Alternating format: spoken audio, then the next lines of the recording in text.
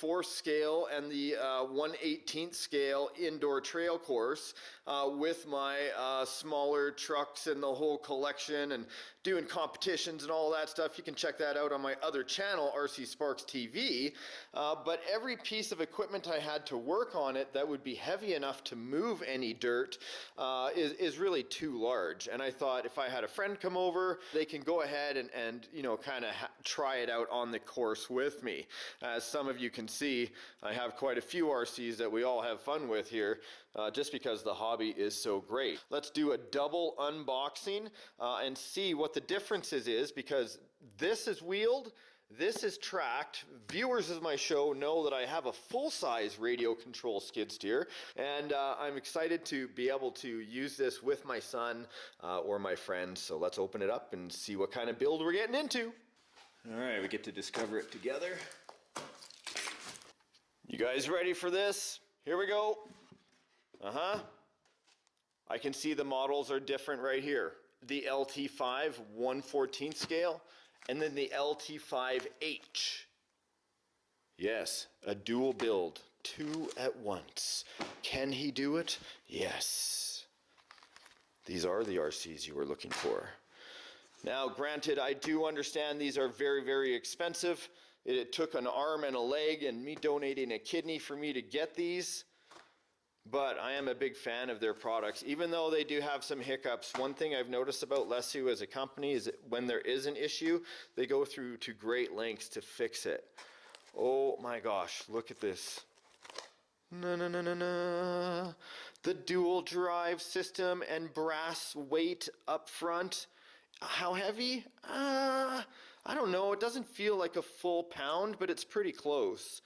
There's the transmission and the brushed motors on there.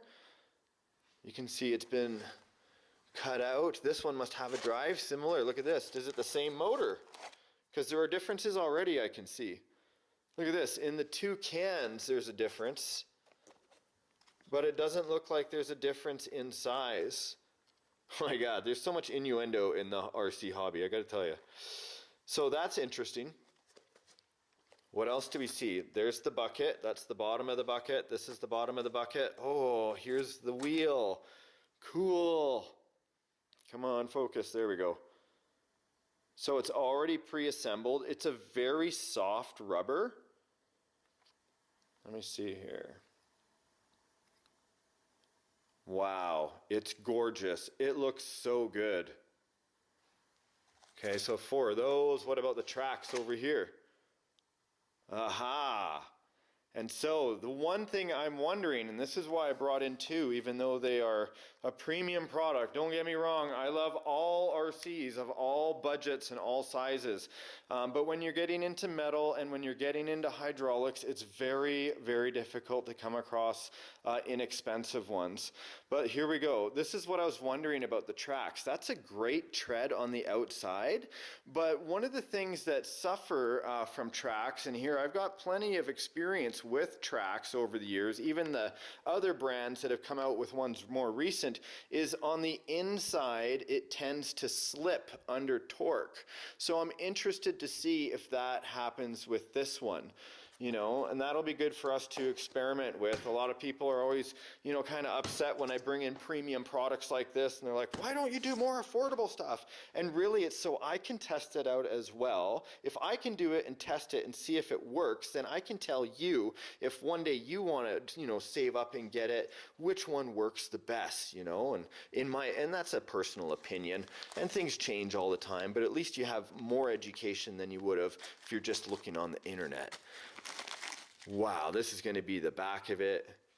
I saw these unpainted on the Lesu China Facebook page. That's what it's called. And they were gorgeous unpainted. Look at that. Already wired and done with the motor.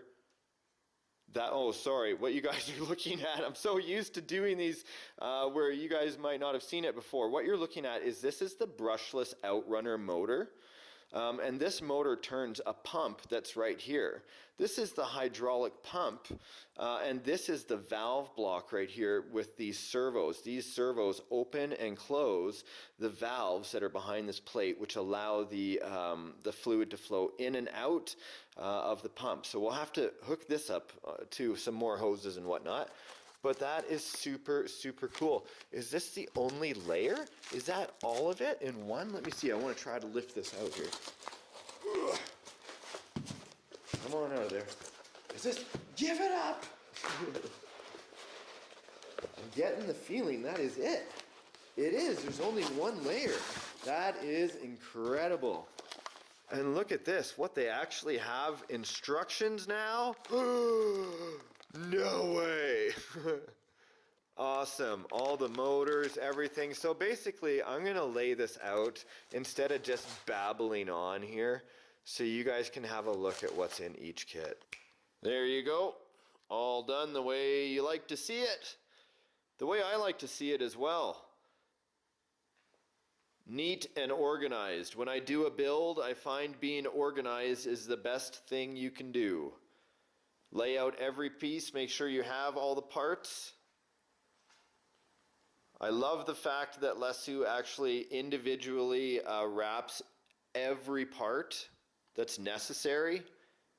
Keeps all the oil and stains and whatever off of it. I always make sure to recycle all the plastic so it can go back to wrapping more RC parts later. So there's the motor and the block on that side. Here is the chassis. Here are the hydraulic rams, and here are the lifting arms. The wheels, like I mentioned, they are very sticky, which is going to help aid in traction. And then there is the wheel adapters that are brass and weighted. Here is the small hydraulic tank. That's where the oil will be going and returning to. Here's the pivot points. Here's the teeth for the bucket. They come pre-painted black, I guess. Here's the coupler, which will couple, like take on and off the bucket from the arms. And then of course the two-piece bucket, which I think is one of the really cool features about this model right here, is that it's going to be able to open from the bottom and grip things as well. I wonder how well it will grip. I know you'll be able to do dumps, but you should be able to pick up logs with it too. I'm talking about the skid steer. I'm not being dirty. Here's the cab section. This is probably going to be the forward section of the window. And then the two doors on either side. I really like the glass. Even though it's got that green tint to it, it kind of adds that 80s space age look that'll really kind of set this whole skid steer off. Now, so that's the wheeled one. Look at these. This is for the wheels to go through and the axles, I'm assuming. Important, those are brass, nice and heavy. On this side, I unboxed the tracked one. And what are the differences? Well, here are the two tracks, and then you get a whole bunch of rollers. Just like if you guys watched when I did the excavator. And then this is going to be for the idler gear, probably for tensioning. And then there are the two carriages. And then from that point back, as you start to look into it, as one would expect, there's not a whole lot of difference. It's really just the drive line, right? So again, you're still going to get the speaker. There's the ESC. Is there only one ESC here? Yep. So however that works is going to be revealed. But what do you think? Let's build two at once. And that way, double the pleasure.